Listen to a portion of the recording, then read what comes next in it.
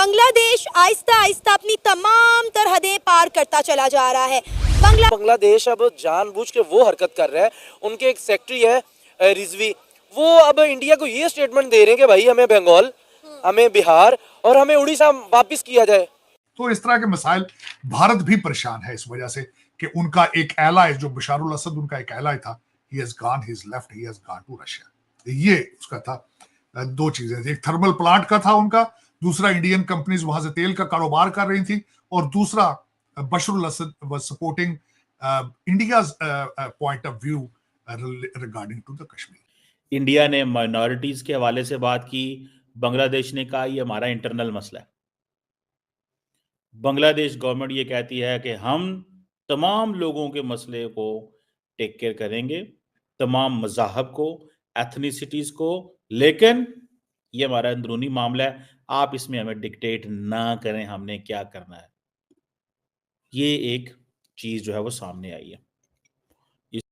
नमस्ते दोस्तों, MS India channel में स्वागत। दोस्तों, भारत और बांग्लादेश के बीच काफी ज्यादा विवाद हो रहा है। इसके कारण भारत और बांग्लादेश में एक फाइट चल रहा है। लगातार बांग्लादेश ऐसे बयान दे रहा है जिसे भारत को काफी ज्यादा गुस्सा आना ही बनता। बांग्लादेश की पार्टी के जो कार्यकर्ता हैं, उन्होंने कहा कि अगर भारत से हमें बंगला, बिहार और उड़ीसा जैसे सिटीज को अब बांग्लादेश में शामिल करेंगे। इस बयान के बाद पश्चिमी बंगाल के मुख्यमंत्री ममता बनर्जी ने तीखी प्रतिक्रिया दी है। उन्होंने कहा कि हम सरकार सम्मान करते हैं, लेकिन हमें ये लॉलीपॉप मत दीजिए, क्योंकि जो भारत सरकार का रुख होगा वही हमारा होगा, जो भारत सरकार करेगी वही हम करेंगे। तो ममता बनर्जी ने साफ तौर पर ये पर कह दिया है कि बांग्लादेश रुख पर भारत सरकार खड़ी है, और जो भारत सरकार का रुख होगा उसी विदेश नीति लाइन के साथ पश्चिमी बंगाल का साथ देगा। तो दोस्तों, इस बात पर करारा जवाब दिया है बांग्लादेश की सरकार को। और बांग्लादेश के लोग अब थोड़े से चुटकी भरते हैं, उनको इसी का एहसास हो जाता है कि अब हमारा अब्बू पाकिस्तान बनने जा रहा है, उस अब्बू के साथ हम अब दोस्ती होने जा रही है, अब अपनी मनमर्जी करेंगे। जब बेटा बुरी संगत में पड़ जाता है ना, वो अपने आप को कुछ समझने लगता है, इसीलिए बाप को कुछ करना होता है। तो इसीलिए थोड़ा सा तो टाइम दे रहा है, बेटा सुधर जा। लेकिन बांग्लादेश इंडिया बात पंगे ले। तो देखें क्या कहना है। पाकिस्तानी मीडिया भी इस बात पर बहुत ज्यादा है। पाकिस्तान अब्बू बांग्लादेश का वो भी खुश है कि अब बांग्लादेश का भारत की क्रिकेट शुरू हो गई। तो देखते हैं क्या कहना है पाकिस्तानी अब्बू का बांग्लादेश लिए। तो चलते हैं हम वीडियो की तरफ। हमारे चैनल को सब्सक्राइब और लाइक और शेयर करना मत भूलिए। बांग्लादेश आहिस्ता आहिस्ता अपनी तमाम तरहदें पार करता चला जा रहा है। बांग्लादेश अब इंडिया को धमका रहा है कि हम बंगाल पर, उड़ीसा पर और बिहार पर कब्जा कर लेंगे। तो आप देख सकते हैं कि भाई के बांग्लादेश किस हद तक इंडिया की नफरत में डूब चुका हुआ है। बांग्लादेश अब जानबूझ के वो हरकत कर रहा है। उनके एक सेक्रेटरी है रिजवी, वो अब इंडिया को ये स्टेटमेंट दे रहे हैं कि भाई हमें बंगाल, हमें बिहार और हमें उड़ीसा वापस किया जाए।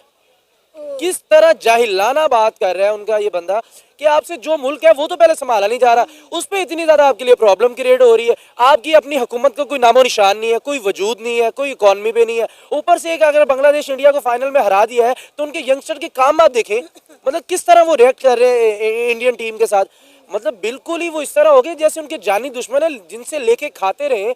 उनको इतनी लंबी चौड़ी आंखें दिखाने की जरूरत क्या पड़ गई, जो आपको 1971 से लेके आज तक पार रहा है, आज से 4 महीने पहले तक। और अभी भी कहीं ना कहीं इंडिया नहीं इनके साथ चाहता कि हम कोई लड़ाई में आए, हम टेबल टॉक पे। अगर इंडिया लड़ाई करना चाह रहा हो तो कब से इनको रिएक्शन आ जाना था इंडिया का। लेकिन इंडिया की जो हुकूमत बैठी हुई है इस वक्त, नरेंद्र मोदी, डॉक्टर जयशंकर, उनके वजीर दिफा अभिजीत बैठे, मेरा ख्याल आई थिंक उनका नाम है, तो वो सब इस चीज़ को सोच रहे हैं अगर हम बांग्लादेश को कोई नुकसान पहुँचाते हैं तो सबसे बड़े हमारे अपने ग्रुप को, हमारे अपने बिजनेसमैनों को होगा नुकसान। क्योंकि अडानी देख लें, कम से कम $854 बिलियन सिर्फ बिजली की मद में लेने हैं। और फिर जो उनके उधर वहां पर काम हो रहे, जो इंडस्ट्रियल एरिया लगा है, जो वहाँ मतलब बिल्कुल ही बेवकूफों वाला काम, जाहिलानों वाला काम, यानी कि एक तो है गलती हो गई आपसे। तो इस तरह के मसाइल भारत भी परेशान है इस वजह से कि उनका एक एलाय जो बशारुल असद उनका एक एलाय था, he has gone, he's left, he has gone to Russia। ये उसका था।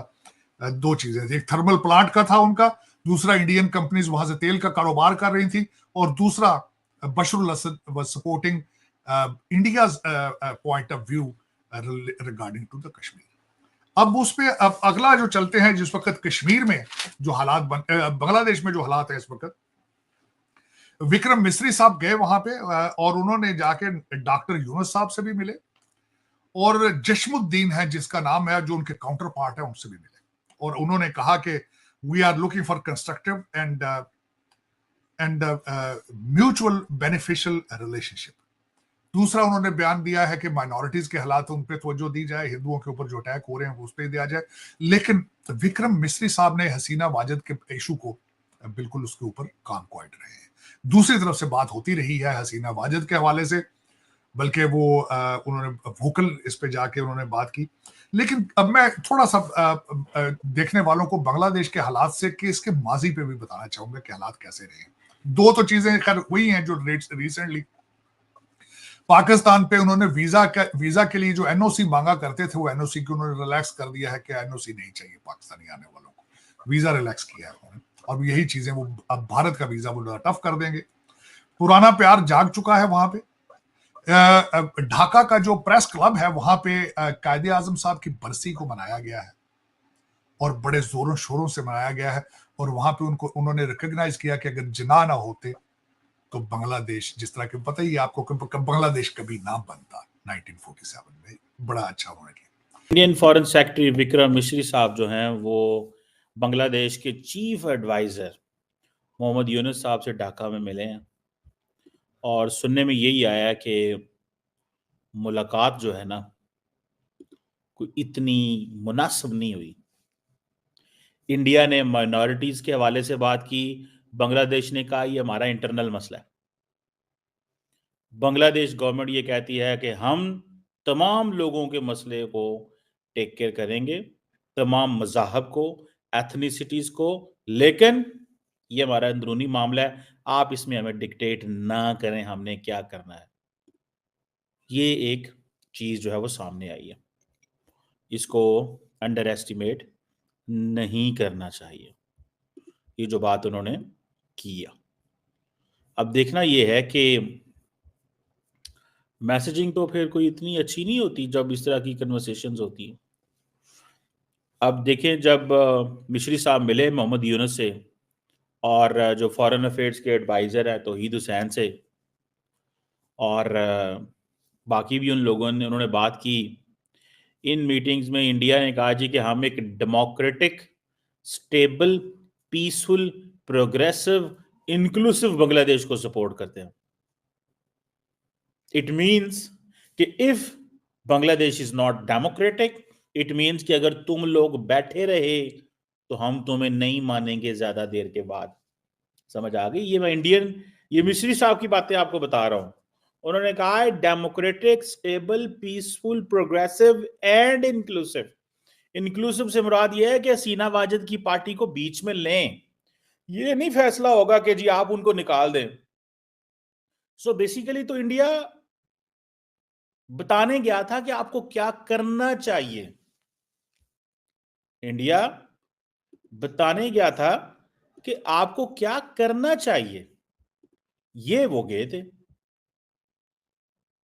अब इसमें आप बता दें कि क्या है और क्या नहीं है।